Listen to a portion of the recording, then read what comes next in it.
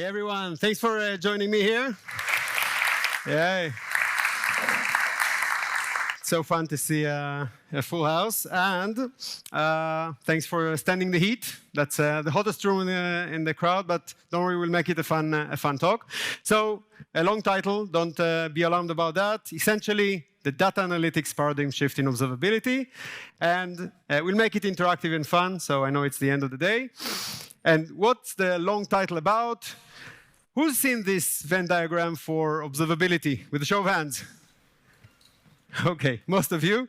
So I'm here to tell you in this talk that no, that's not the definition of observability. My name is Dotan Horovits. I'm the principal developer advocate at logs.io. Logs.io provides a cloud-native observability platform that's built on popular open source tools that you probably know, like Prometheus, Jaeger, OpenSearch, and so on, and offers them as a managed service. I'm also a CNCF ambassador. I also run the local CNCF chapter in Tel Aviv, where I'm based, DevOps Days, Kubernetes Community Days, and many more. And I invite you all to check out my podcast, Open Observability Talks. So that's about me.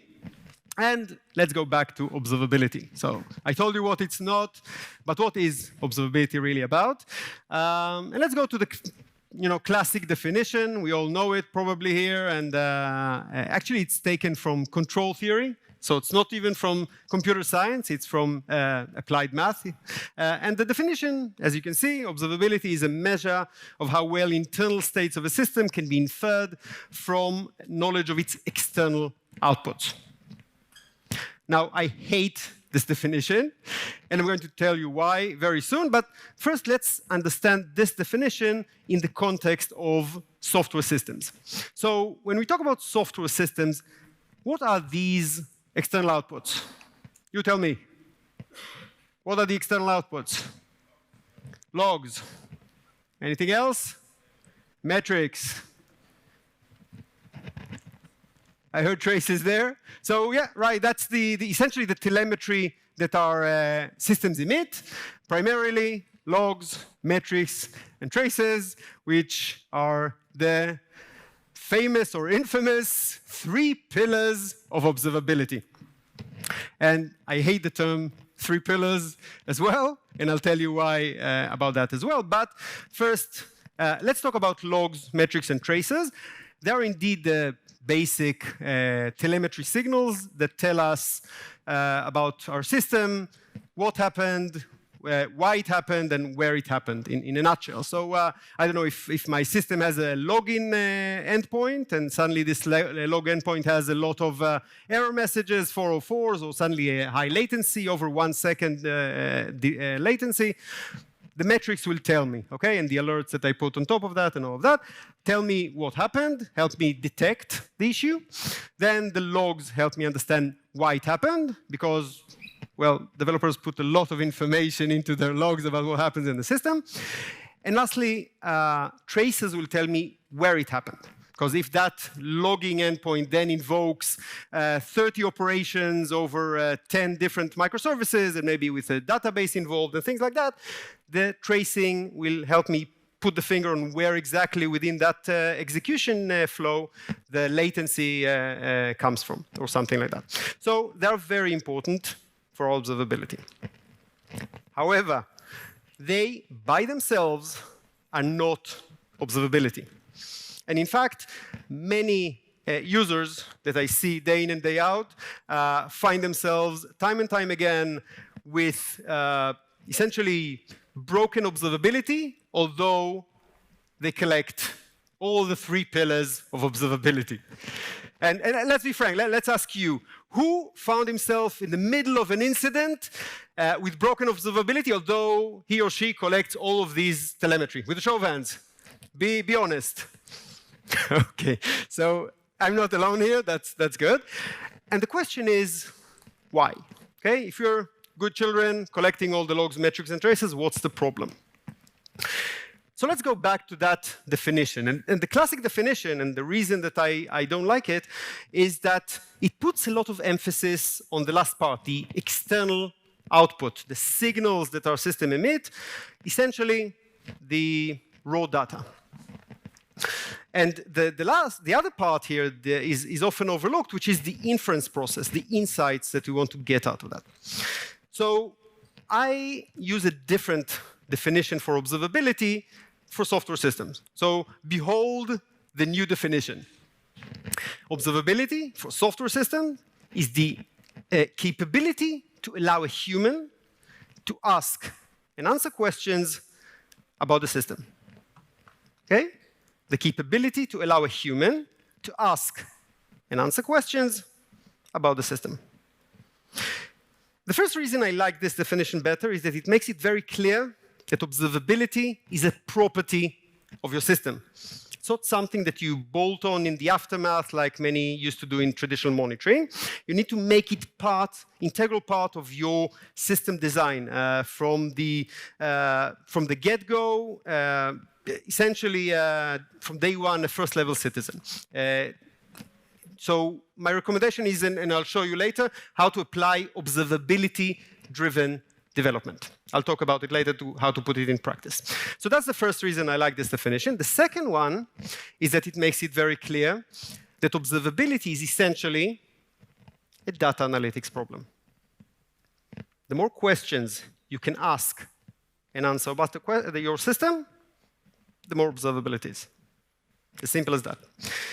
So logs, metrics, traces, this is just the raw data. What we're interested in is the insights, the ability to understand what goes on in our system. That's observability. And that's the essence of the data analytics paradigm shift in observability. And that also calls for a different mindset. So the reactive monitoring and maintenance mindset, put it aside. It's time to think like data analysts, to proactively query the system and understand what goes on, to be able to ask ad hoc questions that we haven't anticipated or encountered before, the unknown unknowns, as some people call it. So this is the essence of the data analytics paradigm shift, and this is the topic of the conversation. So, okay, you're proposing a paradigm shift. So what is observability really about? So I'd like to go over some important points that you want to look into if you want to adopt this mindset. And I hope that my time will allow me to cover quite a bit. I'm going to talk about collecting data of different sources, formats and types, structured and standardized data, enriching, correlating, and many more as time permits, with the same mindset. So let's delve right in. Observability is about collecting data of different sources, formats, and types.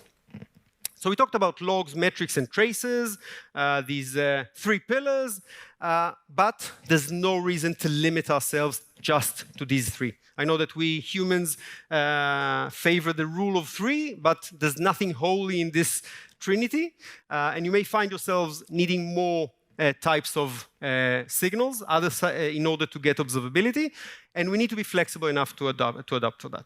And you see that starting a discussion back in 2021. There's a tweet from Malolita Sharma talking about MELT, adding events to the mix. She, by the way, is very senior in Apple. Back in the day, she was at Amazon, and she's also on the CNCF governance committee. And then a year later, I saw the other tweet that you see on the right-hand side by Yuri Shkuro, who is today at Meta, back in the day at Uber, the creator of Jaeger, distributed tracing, open source, talking about 6 pillars, adding, he called it Temple, very aptly, and talking about events and profiles, essentially continuous profiling, adding them to the mix, exceptions, and profiles to the mix. So let's not limit ourselves. And specifically, profiling is in particular very interesting and gaining a lot of momentum. We see a lot of new entrants in that space. Who knows what continuous profiling is about, with a show of hands? Okay, and another interesting question, who uses continuous profiling today in his systems or her systems? Okay, so it's pretty new, as you can see around you. Essentially, continuous profiling is very similar to the classic profiling we used to do in Java or .NET or similar languages to understand how our system spends its CPU, but in an ongoing manner. So it's a very good way to understand where applications spend its CPU cycles, its memory, maybe even disk space, to be able to understand where out of memory comes from, and even map the performance down to the specific functions or even specific lines of code in your application. So it's a very powerful tool. In the example here, you see a flame graph, which is essentially about improving RabbitMQ performance using continuous profiling. So a very powerful thing. And it's a nice complementary to metrics, logs, and traces. Check out the QR code that you can see here. I promised you some useful links. So the QR code for learning more about continuous profiling and how it maps to the observability landscape. And also, I think there's a talk tomorrow about continuous profiling by folks from Polar Signals, great folks behind the Parka open source project. I had their founder and CTO on my show, Frederic, on the Open Observability talks. So should be interesting. Check it out tomorrow. And another good news is that OpenTelemetry also identified continuous profiling as the emerging signal and decided to add continuous profiling to OpenTelemetry. That's from last year that we started work. That's the GitHub about initiating the extension proposal. A lot of work has been done since. And a hot update, this is an issue on the GitHub issue from last week that shares that the data model for profiling is already available on OpenTelemetry, along with prototype implementations of the client libraries and the collector. I'll talk more about OpenTelemetry in a few slides. So if you don't know what OpenTelemetry is, then don't worry. I'm going to talk about that. But very exciting news, really, from last week, the other tweet. But it's not just about signal types. It's also about data sources. Observability involves ingestion of signals from multiple sources across different tiers, frameworks, programming languages, sources. Think about typical application. You may have, I don't know, Node.js on your front end, and then Java on your back end, or .NET or whatnot.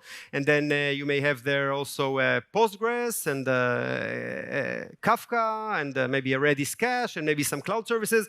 That's not unheard of. That's pretty common. And consistently collecting heterogeneous data across these different sources, programming languages, tools, signal types, has been a serious challenge for many years. Because each tool and each programming language and each open source and vendor has its own way of exposing, externalizing, collecting, and relaying the telemetry data. And that's obviously an operational headache and a vendor lock-in. But what is the biggest pain about this? The biggest pain? Any ideas? Remember, we're talking about data analytics paradigm here. So what's the biggest pain? Putting it all together, exactly. So this creates data silos. And that prevents us from doing exactly that, to be able to correlate between these silos and be able to ask cross-cutting questions about our system. Remember? Observability, the capability to ask and answer questions about our system. So the data silos is a problem, and this is where OpenTelemetry comes to solve. So some may remember I was here on stage last year talking about OpenTelemetry, so some things may sound familiar for you folks, but in a nutshell, OpenTelemetry is an open source framework for generating and collecting telemetry data across different telemetry types, logs, metrics, traces, as we see in continuous profiling and others, across different data sources in a uniform vendor-agnostic manner. That's in a nutshell. It's an open source under the CNCF, the Cloud Native Computing Foundation. It's essentially the second most active project in the CNCF after Kubernetes itself, which is very exciting.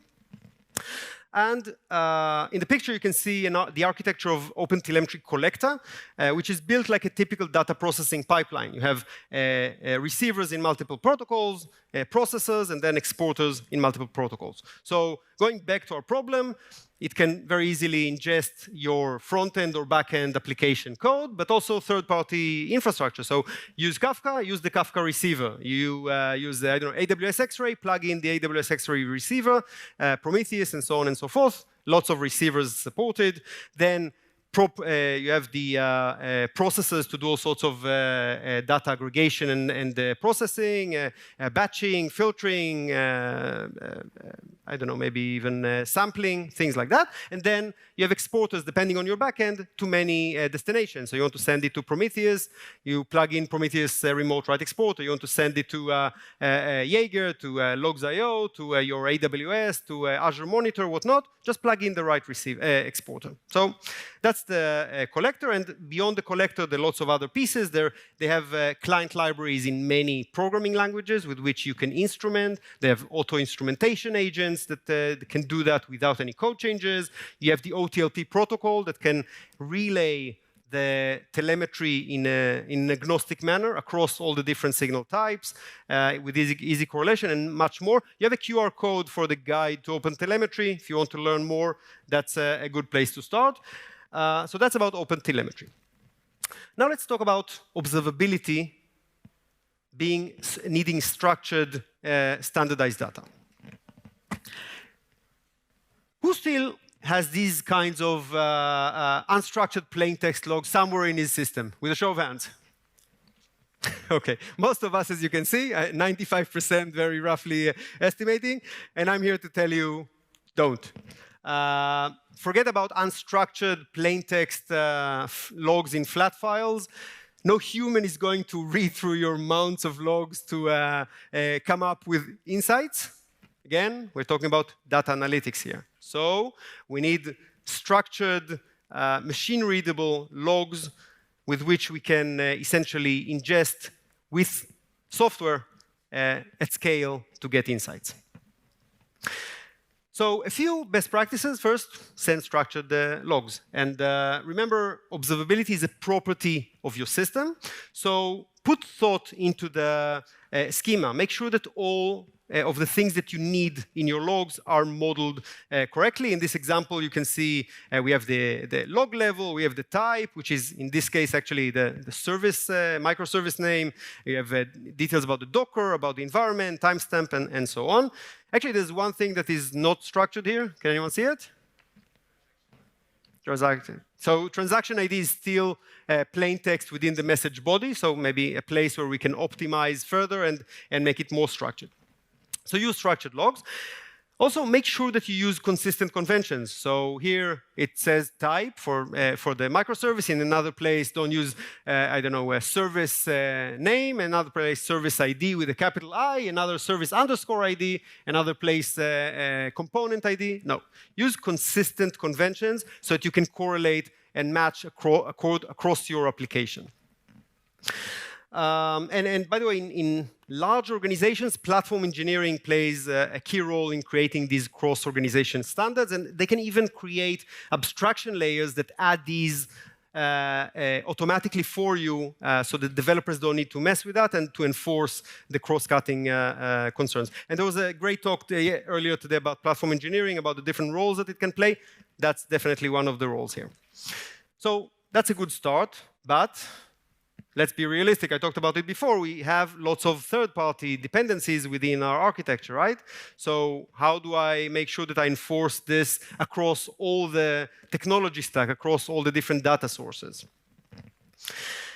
So that's another place where OpenTelemetry addresses. One of OpenTelemetry's goals is to standardize on a structured, strongly typed, machine-readable log format. And actually, exciting update from very recently, Elastic Common Schema, ECS, announced that it will merge into OpenTelemetry. So all the accumulated knowledge around log analytics and log structure and log schema from the Elasticsearch community, the Elk stack, is going to be merged in and be part of the OpenTelemetry semantic conventions. That's very exciting, one update. That's about logs. Now about metrics, we have OpenMetrics. It's very difficult to see the logo here, but there's the logo of OpenMetrics on this side. That's the specification that came out of Prometheus, the original Prometheus exposition format. It's now its own project under the CNCF, similar to OpenTelemetry, and it's pretty much a de facto standard. Most common platforms today expose metrics in this format. Kafka, RabbitMQ, MongoDB, Apache, Nginx, Jenkins, Jira, AWS ECS, Azure Health. Everyone supports it pretty much. So, and again, exciting news about that. It's going to become an official standard under the IETF. There's an open RFC for that. So more exciting news. You can check out the QR code for the updates about the open standards in observability. Lots of more information there. Now let's talk about observability needing enrichment and correlation of data. Data enrichment is an important step in data analytics, and you need to add metadata. In this example, I show user ID, build version to your logs to help you map the log to the root cause. So think in these examples what happens to an issue that is customer-specific issue, or an issue that stems from a problematic build. Remember, effective data enrichment can turn your logs into meaningful events, essentially. We also use data enrichment to support correlation between different telemetry types. And a common best practice is to add, for example, the trace ID into your logs to enable log trace correlation. That probably is familiar to you. Better yet, you can actually put the logs, package the logs as part of your trace data. If you think about it, your application emits logs on its calls, and then it emits spans or trace data. Why do we need the two of them, right? And if you don't know, traces are comprised of spans. Each bar in this Gantt chart is a span, essentially an operation invoked in the flow. So the login operation called another operation. The operation, front-end service, the HTTP GET, I don't know, client ID, customer is an operation. It will create a span. Why not put the logs inside the baggage of that span so it's immediately contextualized to that specific trace, to that specific request, and that specific execution? So that's another example. Another best practice is to add exemplars on metrics to enable metric trace correlation. So essentially to attach the trace ID for an easy jump from the metric to a sample trace. So if something suddenly spikes, you want to see a trace that behaves like that, a request that behaves like that, you can do it very easily. Observability is about unified query and visualization. So up till now, we've talked about data ingested and stored in a conventional manner. That's good. But now the question is a way to easily ask and answer ad hoc questions, which is what observability is about. And we don't want to look at these different screens like you can see here, the logs, the metrics, the traces, different visualizations, and to use different languages to query the data. Data analytics paradigm requires the ability to query data across the system. But the reality is that the market is very fragmented. Okay, we have Lucene, we have PromQL, InfluxQL, if you use the InfluxDB, we have LogQL, we have the vendor-specific ones like the New Relic one, the Dynatrace one, and whatnot. And this fragmentation is a problem to data analytics. That's, again, a data silo. So where do we stand as an industry? There's a new working group under the CNCF, the Cloud Native Computing Foundation, to standardize on query language for observability. I covered it in my podcast, Open Observability Talk, so you have the QR code here, check it out. Very, very interesting, but it's the very beginning, okay? It's a good start, but it's very early on, and we also need a similar initiative around visualization. We're farther behind on visualization. So to be very honest, as it currently stands, we don't have an industry standard for querying and for visualizations. So the best practice is to create your own organizational standard, essentially. Make sure that you can query across data types and visualize them together as much as you can in a simplified manner. And again, platform engineering can play a key role in creating these cross-organization standards. Observability is about data volume and data to noise ratio. So like with any big data analytics case, you quickly find that your data volumes explode and become expensive to scale out. And you also find very quickly that much of that data is noise and that you don't actually use it. And there was a very nice talk earlier by Chris Cooney. He shared some survey stats. One that caught my eye, 99% of all the indexed data is never searched. 99%, so just imagine that. And some other impressive stats that depict the same line. So this is the data to noise ratio. As we said, observability is a property of your system. So you need to apply observability-driven development and to carefully consider the value of your data. And I would like to go over specific tips for you to consider. Let's start with logs. So logs are very verbose and very storage intensive, as you know. So think which logs you actually use for your observability, for your real-time troubleshooting that you actually use, and which one that you don't really need, like, I don't know, debug logs and things like that. And don't keep the low-value logs, okay? And the ones that you do need, if you find that you need it only rarely for compliance, for auditing, things like that, then keep it in an S3 bucket or some other cheap storage. You don't need that in your expensive observability-oriented troubleshooting storage. And what about the logs that you do need for troubleshooting? You can do things there as well. If your logs are only being used as metrics, like think about, in this case, the frequency of HTTP status codes, like this Kibana visualization on top, then why not just roll up the logs into metrics and just keep it as a metric, which is much cheaper to just numerical data, and drop the raw logs themselves, right? You anyway look at the graphs and not the raw logs. And for the logs you do need as raw logs, okay? Think about how much time, for how long you need that, for how farther back you look. Typically, people only look and query about logs for the past few days. So think about the retention. These are tips for logs. Let's talk about metrics. So metrics are just numerical data, right? So many people think that it's very cheap to store. But the truth is that they're exponentially built up with high cardinality. Okay, so high cardinality meaning lots of labels on the data. So, you know, what happens usually is with each incident, we do a post-mortem, a retrospective, we find something that we haven't covered before, and then the developer goes and adds a metric, adds a label to make sure the coverage is better aligned with this for future cases, and then we build up with the labels and the metrics. And this results in increasing number of labels and increasing number of dimensions. And that's a problem. So think which labels you really need for your metric. And remember that high cardinality metrics are exponentially expensive. Now, it's not just about the number of labels, but also about the range of the labels. So if you have a label for a region, I don't know, the cloud region, and you have, I don't know, US East, US West, Europe Central, something like, I don't know, 10, 20 values, it's fine. But if you have wide range dimensions, or maybe even open-ended dimensions, like think about user ID as a dimension, that can blow up your metric volumes, okay? So wide range dimensions as well. Also, very commonly, people don't actually use the metrics that they keep.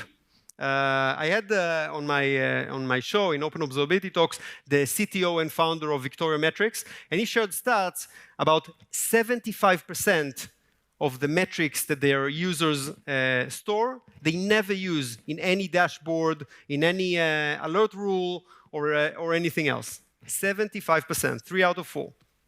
And it's especially bad in Kubernetes, where there's a bloat of out-of-the-box metrics that the platforms come, and people just use the defaults. They don't think about what they actually need. So you need to think, remember, observability-driven development, you need to think about what you need and keep only that.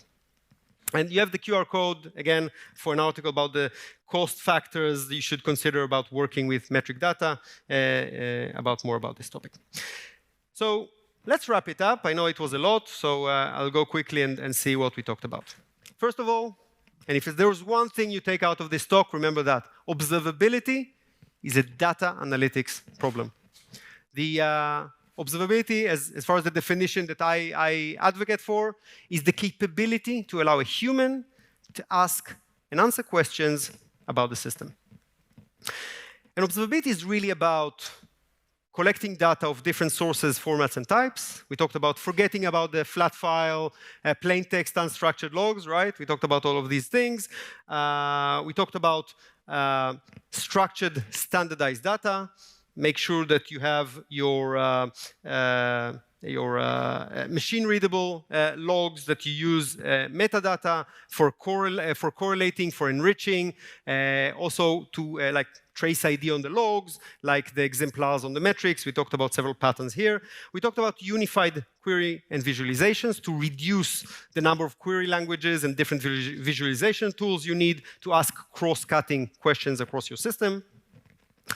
And we talked about data volume and data to noise ratio. So think which logs you need and for which need. And also on the metric side, think about which metrics you need, which labels. And remember that high cardinality metrics are exponentially expensive. Okay? So you have the QR code for an article I wrote about a year ago, an Inside Big Data that is focused about the data analytics paradigm. And if you have any questions, we'll take them now. Thank you very much, and may the open source be with you.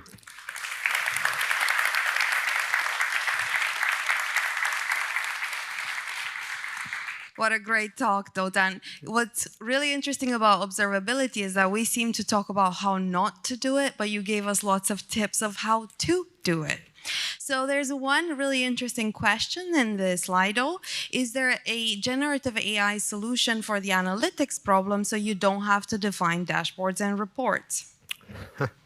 Well, generative AI is pretty new, so I don't know of any solid solution for that. I know that some vendors have been looking on that. I know that my company, for example, logs.io, we started using generative AI to help with building out alerts and being able to provide intelligent recommendations. So they're beginning of not tools by themselves, but capabilities within existing tooling that are interesting to see where the industry takes it further.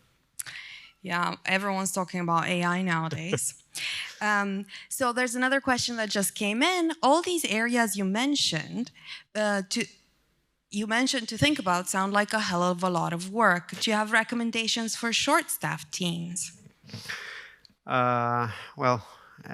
Shortcuts in observability will probably, then you'll pay the cost when you get the incident itself. I can say that smaller teams and small organizations are less exposed. The bigger the organization, the more different business units and product lines and so on exist, the more exponentially meaningful it becomes. And this is where, by the way, again, the platform engineering can play a critical role. Someone that sees across these product lines, across these BUs, and can aggregate. Smaller teams can manage with less. Some teams even can manage without some of these signals, like without tracing, for example, if you have only 5, 10 microservices. So it really depends on the size of the organization. It becomes more meaningful for the large organizations as they grow. Yeah, and it's also interesting how you said it should be part of development. Yeah. So that's all the questions we have on the Slido, but we have time for one more if anyone has a live burning question. Yay, we have one. A brave man in the audience. How would you deal with like informational metrics, like in the node exporter, for example, there's like this uname metric, which is only for displaying labels. How could I deal with it? How is there like a better way to put this into any data source? The node exporter, to get node exporter metrics? Oh, okay. If you have, okay, I understood. So sometimes you get out of the box with something that you haven't instrumented, but it gets very verbose. There is a way to reduce the number of labels. You can do that in the processing. For example, if you use OpenTelemetry, you can do that as a processor before you send it to the backend storage. You can reduce the number of labels, and that significantly removes the dimensions. I can tell you that, for example, at logs.io, we provide, like in the Helm chart, out-of-the-box prepackaged recommended labels that you should be using, and reducing some that are not useful. So that's definitely something we found useful for ourselves and for our end users. All right, thank you so much. Let's give one more round of applause. Thank you.